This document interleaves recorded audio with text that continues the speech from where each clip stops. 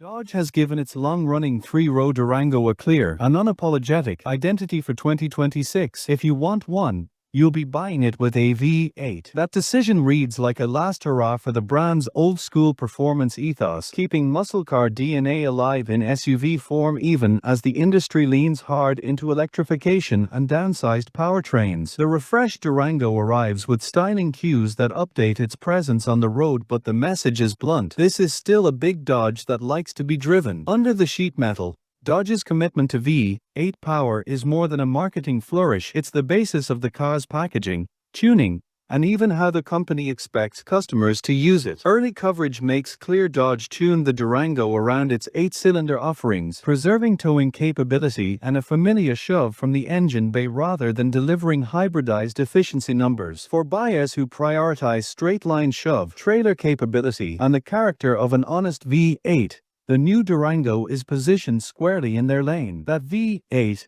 only stance does trade off some mainstream conveniences. Rivals in the three-row segment increasingly advertise hybrid options and higher estimated fuel economy. Dodge appears to have accepted that trade-off in exchange for keeping the Durango's performance identity intact. Internally, engineers focused on chassis tuning and calibration to match the engine attitude. The result is an SUV that still aims to feel purposeful and planted when drivers choose to exploit its power. Visually, the 2026 Durango receives modernized front and rear fascias, sharper lighting elements, and a stance that's meant to read both premium and aggressive. Designers cleaned up some of the previous generation's bulk while retaining muscular shoulders and a three-row silhouette that's unmistakably Durango. Depending on trim, expect sportier wheels, darker trim treatments, and details that signal performance without turning the SUV into a cartoonish showpiece. Renderings and early photos give a good sense of what buyers will see on the lot. Dodge hasn't ignored practicality. The Durango remains three rows with towing ratings that keep it competitive in its class, and the brand still markets it as a family hauler that can carry people and toys, just with more emphasis on V8 personality than on hyper-efficient commuting. Pricing and full trim details were being finalized as the car rolled toward showrooms, but industry write-ups suggest Dodge wants to make the Durango attractive to those who want capability and attitude in equal measure. Whether the V8